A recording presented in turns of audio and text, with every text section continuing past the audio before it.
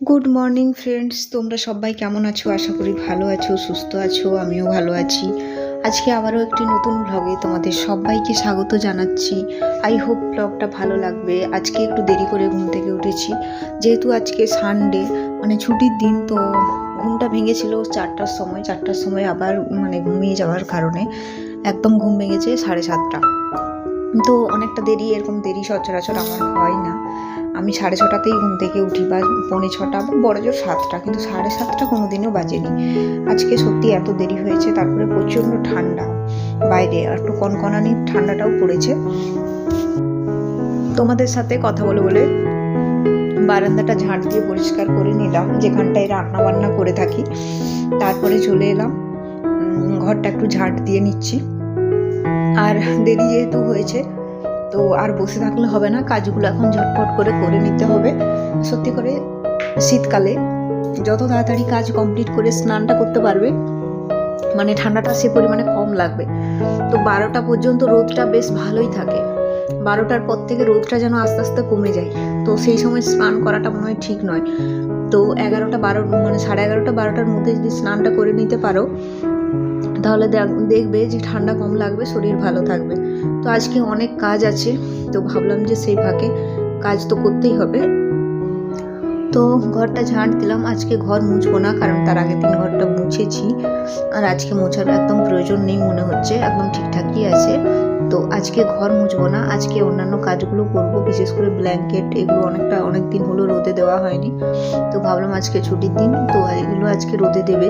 তো ওগুলো আমার হাজব্যান্ড যেহেতু করবে, তো সত্যি কথা বলতে কী রান্নাই থাকছে সেটা দেখাবো। আর ছুটির দিনে আজকে সেরকম কিছু, বিশাল কিছু যে রান্নায় থাকছে সেরকমও নয়। সব দিন তো নর্মাল রান্না হয়। তো আজকে আমাদের রান্নাগুলো কী থাকছে সেগুলো তোমাদের সাথে শেয়ার করছি। তো তার আগে ওভেনটাই যে একটু পরিষ্কার করে নিচ্ছি, যেহেতু রান্না শুরু হবে। আর এখনও কিন্তু আমরা চা খাইনি, সকাল 8টা মতো বেজেই গেছে। তো ভাবলাম যেহেতু 8টা বেজে গেছে একদম, তো চাটা করে নিই। কারণ চাটা হয়ে গেলে চা খেয়ে তারপরে একটু ভাতটা আজকে দেরি করে করব, কারণ যেহেতু ছুটি বললাম না, খেতে একটু লেট হবে। তো ঠান্ডা হয়ে গেলে খেতে কিন্তু ভালো লাগবে না। আর সকালবেলায় খাবার বলতে আমার হাজব্যান্ড যেহেতু একটু বাজারে যাবে, তো সব বললো যে ওখান থেকে পরোটা বা লুচি পুরি এইসব নিয়ে চলে আসবে। তো যাই হোক, সকালের খাবার নিয়ে আমাকে আর ভাবতে হলো না। তো কিন্তু এই সকালের চাটা তো খেতেই হবে। তো দুজনের জন্য ওই জন্য চা করে নিলাম। চা আর থাকবে ব্রিটানিয়া বিস্কুট। তো এই চা বিস্কুট দিয়ে সকালটা শুরু হয় প্রত্যেক দিনই, সেরকম আজকেও শুরু হয়েছে। তো তারপরে এই যে চা করে নেওয়ার পর এরপরে রান্নাবান্নার কাজে আসবো। তো আমি কিন্তু তোমাদের সাথে অনেক বড় যে ভিডিও শেয়ার করে থাকি সেরকম নয়, ছোট্ট ব্লগ ভিডিও শেয়ার করি। প্রায় ওই 4-5 মিনিটের ভিডিও, বড় জোর 6 মিনিট হতে পারে। কিন্তু আমার সত্যি কথা বলতে বেশিরভাগটাই 4-5 মিনিটের একটা ব্লগ ভিডিও শেয়ার করে থাকি, একদম ছোট। তারপরে এই যে রান্নায় ভাত হচ্ছে বসিয়ে দিয়েছি, আর এর পাশে আলু ভাজা করে নিচ্ছি। আমার হাজব্যান্ড বললো যে সে আলু ভাজা খাবে একদম, আজকে একটু ভাজাভুজি খেতে ইচ্ছে করছে বলছে। তো ঠিক আছে। আর কালকের ওই যে মাছ যেহেতু রয়ে গেছে, তার জন্য চিকেন বা মটন কোনো কিছু আনতে না বললাম, কারণ দুজন মানুষ, মাছগুলো না রান্না করলে সেটা নষ্ট হবে। তো বললাম থাক, ওটা আনার দরকার নেই। আর এদিকে মশলা দিলাম হচ্ছে সর্ষে, একটু আদা, পেঁয়াজ বাটা, তার সাথে হচ্ছে একটু ওই যে হলুদ, কাশ্মীরি লঙ্কা গুঁড়ো আর লবণ দিয়ে দিলাম। একদম মাখা করে মাছটা নামাবো, একদম শুকিয়ে যাবে, বেশ মাখা হবে।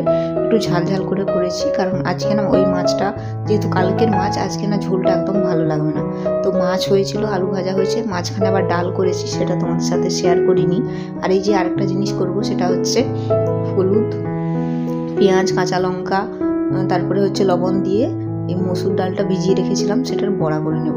তো সবকে একসাথে ম্যারিনেট করে নিলাম, আর এই যেগুলো এখন ভেজে নেব। তো কেমন লাগলো আমার ভিডিওটা অবশ্যই কমেন্টে জানাবে। খুব বড় ভিডিও আমি একদম করি না, ছোট্ট ভিডিও সকালের, আমার ওই সকালের কাজটুকুই তোমাদের সাথে শেয়ার করে থাকি। আশা করি ভালো লাগবে। তো এই যে এগুলো ভেজে নেব। তো এখন এই হচ্ছে আজকের আমাদের খাওয়া দাওয়া। তো কেমন লাগলো কমেন্টে অবশ্যই জানাবে। তো সবাই ভালো থাকবেন, সুস্থ থাকবেন। আগামীকাল তোমাদের সাথে আবার দেখা হবে ঠিক ওই সকাল 11:30 বা 11টা থেকে তোমাদের সাথে ব্লগ ভিডিও আমি আপলোড করে থাকি। তো চলো আজকের মতো টাটা। তো সত্যি খেতে এই বিশেষ করে ডালের বড়া বলো, পোস্ত বড়া খুব ভালো লাগে, তোমরা এই শীতকালে একটু করে দেখো। তো আজকের মতো আমি এখানেই বিদায় নিলাম। চলো আজকের মতো এখানেই পর্বটা শেষ করলাম।